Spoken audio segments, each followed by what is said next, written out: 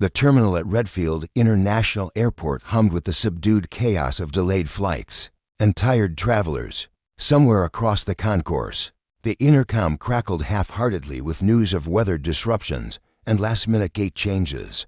But at gate C-22, there was an odd quiet, a stillness that hung in the recycled air, touched faintly by the smell of rain as it slicked the blacktop outside.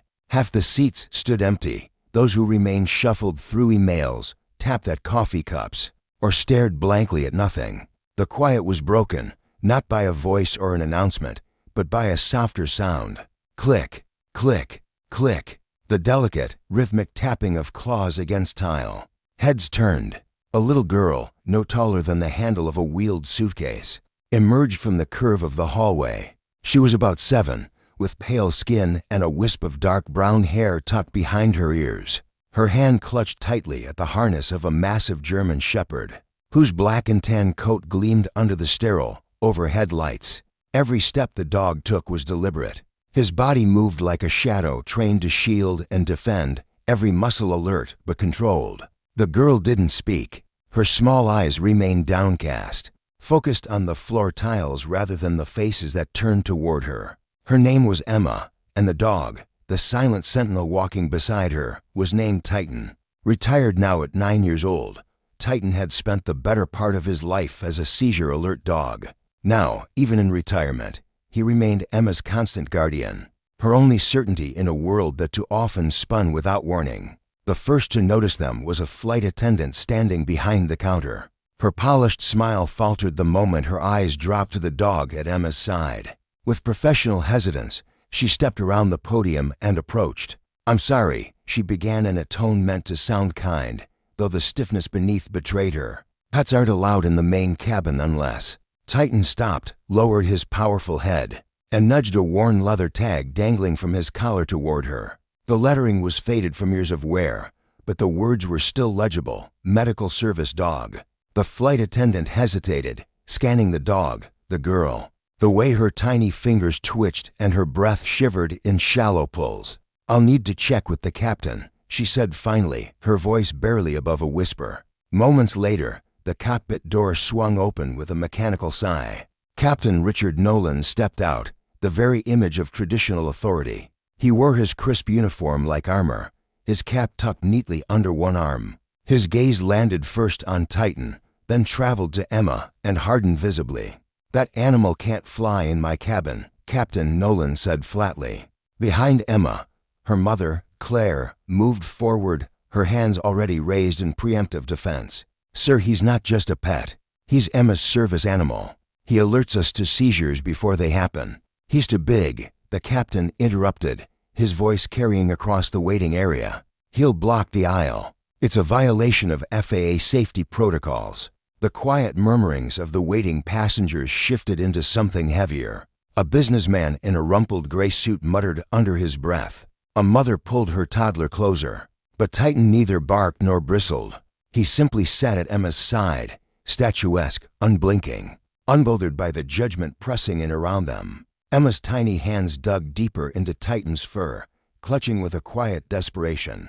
Her breathing changed a shift so subtle only Titan seemed to notice at first. A low, broken whimper escaped from deep in his chest, barely audible, but urgent. Titan's body stiffened, muscles coiling. He pressed his broad nose urgently against Emma's thigh. Once, twice. Her eyes fluttered, and then, like a puppet with its strings cut, she crumpled to the ground.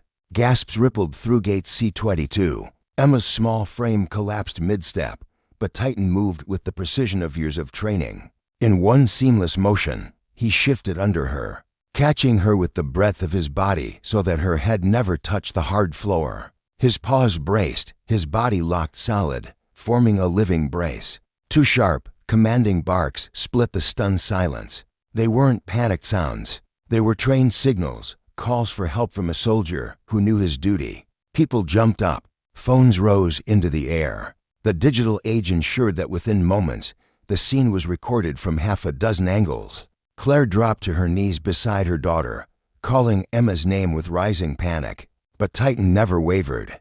He remained fixed beside her, his muzzle pressed gently against Emma's cheek, his ears rigid with focus. Airport paramedics rushed forward, bright red emergency kits swinging from their shoulders. They slowed instinctively as they approached, reading Titan's posture, recognizing it not as aggression but as protection. Kneeling carefully, they slid an oxygen mask over Emma's nose and clipped a heart monitor to her trembling wrist. All the while, Titan stayed, one massive paw draped protectively over her shoulder, his body a shield against the world. Minutes ticked by. Then, slowly, Emma's eyelids fluttered. Her breathing evened out.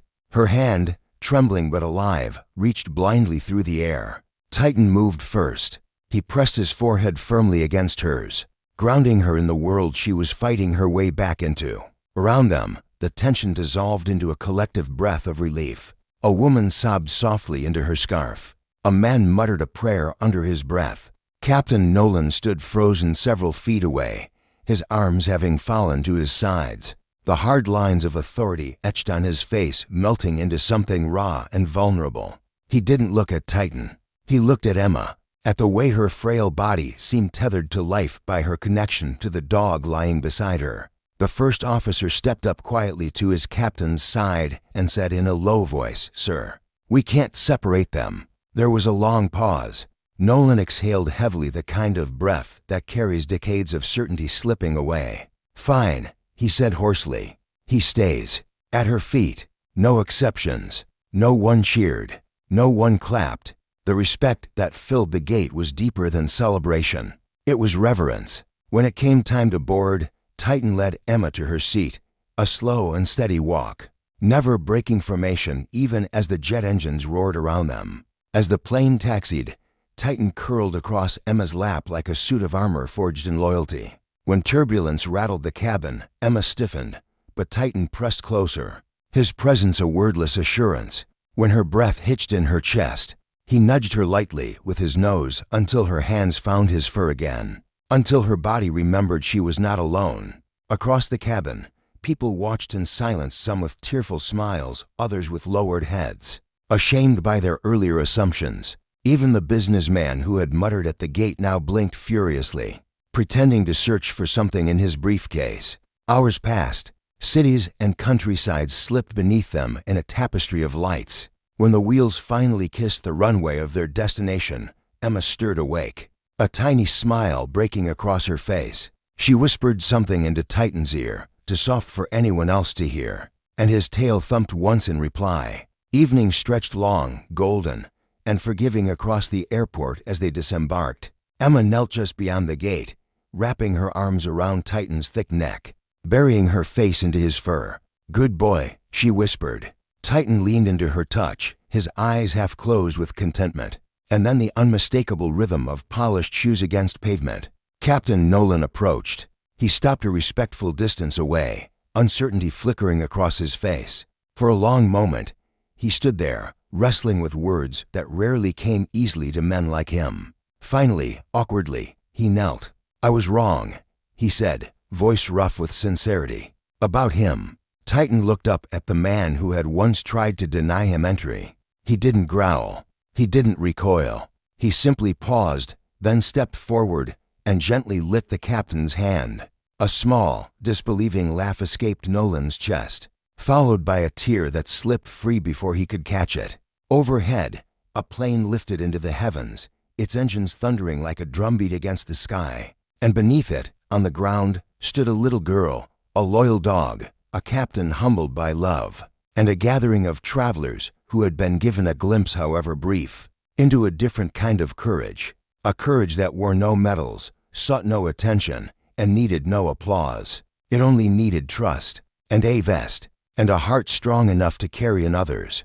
Not all heroes wear capes. Some wear harnesses. Some have for legs, and some save lives with nothing more than their unwavering presence beside the ones who need them most.